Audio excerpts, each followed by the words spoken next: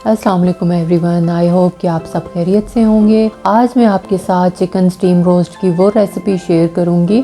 ये वो रेसिपी है जो आपने फ़ौरी तौर पे बनानी है तो आपके घर मेहमान आ गए हैं तो बहुत थोड़ी मैरिनेशन टाइम में आप बहुत जल्दी बना सकते हैं।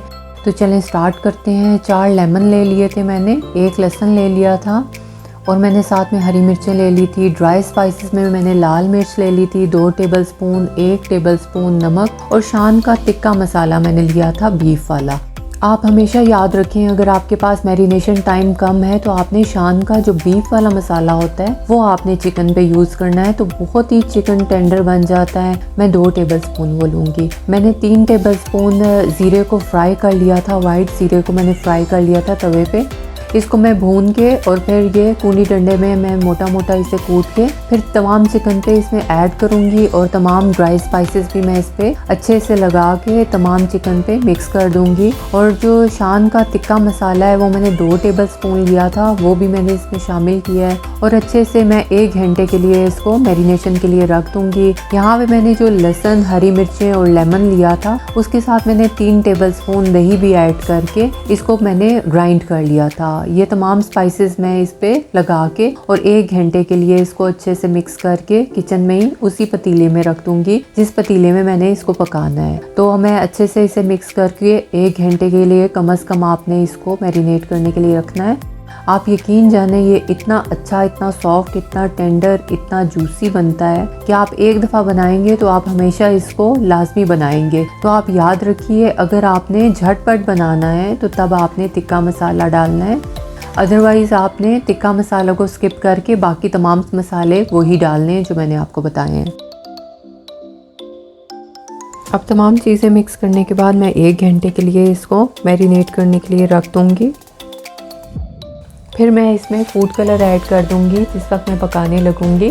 उस वक्त लास्ट मोमेंट पे मैं इसमें स्प्रिंकल करूंगी फूड कलर। ये फूड कलर ऑप्शनल है, अगर आप नहीं चाहते तो बेशक आप इसे स्किप कर सकते हैं। फूड कलर डालने से बड़ा अच्छा सा इसके ऊपर इफेक्ट आता है।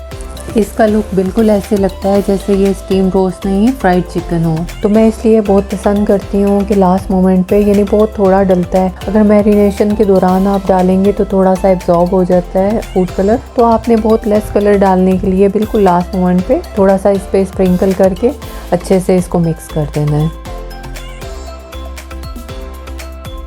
3 टेबलस्पून मैंने इसमें घी ऐड कर दिया था ताकि ये नीचे ना लगे, तो मैंने 3 टेबलस्पून घी डाल दिया था और इसी घी में ये चिकन पकेगा। यानी इसमें कोई एक्स्ट्रा मैंने घी नहीं डालना, बस ये 3 टेबलस्पून जो मैंने घी डाला है ये इसके लिए काफ़ी है। मैं फुल आंच पे इसे पकाऊंगी 5 मिनट के लिए और इसको थोड़ा सा जब ये स्टीम आ जाएगा इसमें अच्छे से तो मैं इसको मिक्स करूंगी ताकि तमाम स्पाइसेस दोबारा से चिकन पे अच्छे से लग जाएं और इसको फिर मैं आधे घंटे के लिए रख दूंगी मज़ीद पकने के लिए। ये स्टीम रोस्ट अपने ही पानी में पकता है, इसमें कोई एक्स्ट्रा पानी डालने की बिल्कुल ज़रूरत नहीं है। इसको जस्ट हमने हल्की आंच पे पकाना है। पहले फुल आंच करेंगे, फिर आहिस्ता आंच करके इसको फिर पकाएंगे। फिर मैं इसको कवर कर दूंगी। इस टाइम आधा घंटा गुजर गया था तो आप देख सकते हैं चिकन काफ़ी स्टीम छोड़ दिया था, इसने काफ़ी पानी इसमें इकट्ठा हो गया था, यानी चिकन ने अपना पानी छोड़ा। तो इसको मैं ड्राई कर लूँगी, पहले अच्छे से मिक्स करूँगी, फिर इसको थोड़ा सा पानी को ड्राई करने के बाद 5 मिनट और पकाने के बाद फिर मैं तमाम पानी को ड्राई करके फिर डिश आउट करूँगी। तो यहाँ पे मैं थोड़ा सा पानी ड्राई करने के बाद कवर करूँगी और 5 मिनट मज़ीद इसे पकने के लिए रख दूँगी। टोटल इसकी टाइमिंग 45 मिनट्स है। 45 मिनट्स में ये फुल डन हो जाता है। जब चिकन फुल डन हो जाएगा तो आपने चिकन में चम्मच बहुत एहतियात से हिलानी है, बल्कि देगची को पकड़ के आप अच्छे से हिला लें और फिर डिश आउट कर लें। आप मेरी रेसिपी को ज़रूर ट्राई कीजिएगा। अगर आपको मेरी रेसिपी अच्छी लगे तो लाइक कर दीजिएगा और कमेंट बॉक्स में अपनी राय का ज़रूर इजहार कीजिएगा कि आपको मेरी रेसिपी कैसी लगी। Thank you so much for watching. Have a great day. अल्लाह हाफिज़।